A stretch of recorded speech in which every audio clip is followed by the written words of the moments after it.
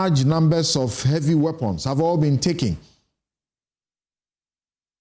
I agree with Professor Enin to a large extent. You see, we have done all that, as you put them. We have made a series of arrests. The IGP's men seized over 100 excavators that are currently parked in Samreboy, where I'm monitoring closely. They've made some gains. But you realize that we keep going back to the same thing again and again, because I see it as a firefighting approach. I do not doubt the capacity of NAIMOS. No. Yes, they are capable and they can do it. But I see them as a rapid response rather than a solution to the problem. And this is my reason. If we do not involve and make sure that DCEs who are heads of DISEX and NewsEx and others are held accountable strictly to what is happening within their jurisdiction, then they will continue to fight, but the moment they leave, the people will come back, just as we are seeing. The president needs to crack the whip on district chief executives. Remember, recently, we went to the ground and we filmed illegal mining polluting the BC River and the Subri River, which are tributaries of the Tano River. And we filmed the Galamsey that is polluting it.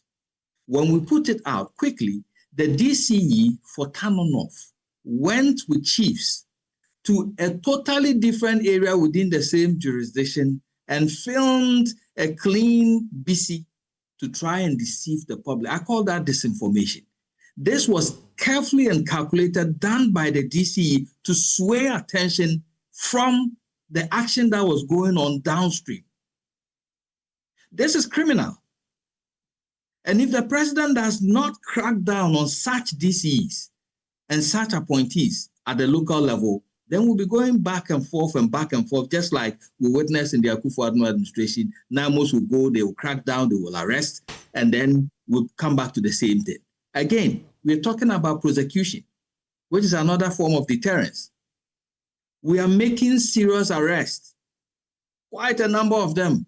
What has happened to prosecution? How many of them have been prosecuted? How many of them are online to be prosecuted?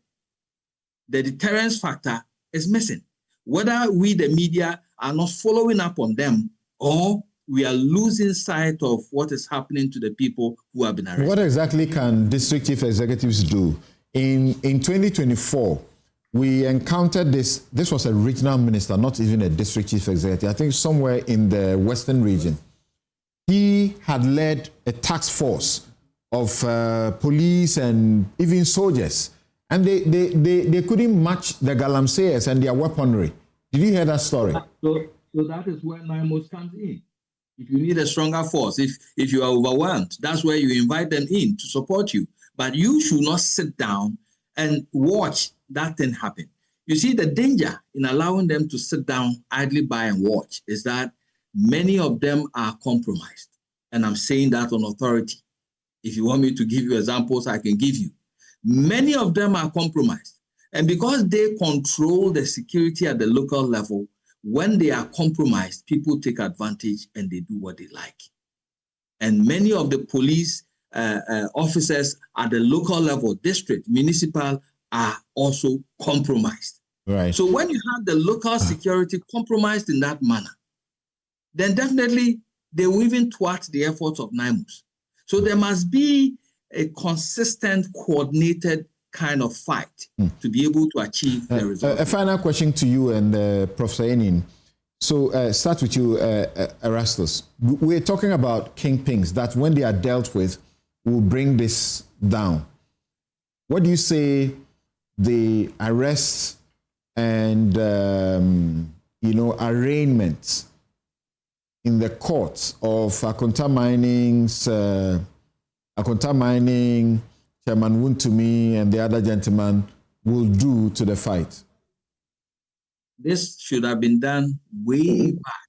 If it had been done, we wouldn't be where we are today. Because in the Galamsey field, when you arrest the kingpins like that, big men who are destroying and polluting rivers, the message trickles down very fast, and people start removing their items even before security apparatus go there.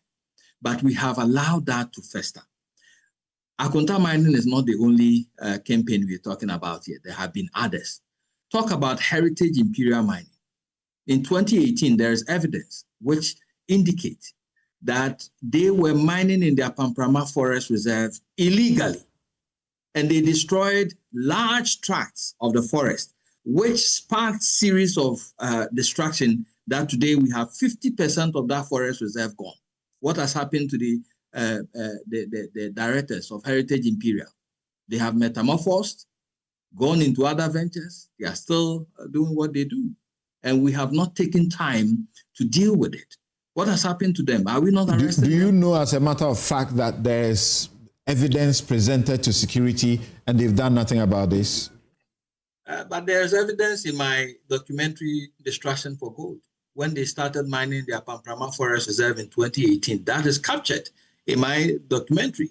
The task force, Galamstop, that went there to stop them, they are still alive. Mr. Chuman Pofuajikum, who led Galamstop at the time to seize over 35 excavators from that forest, he's still alive. He's not gone anywhere. He has documented what happened over there.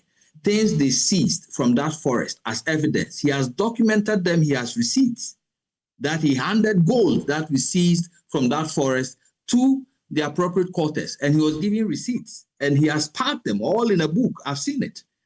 So if really the security agencies are looking for evidence to nail this particular infraction, they would have found it.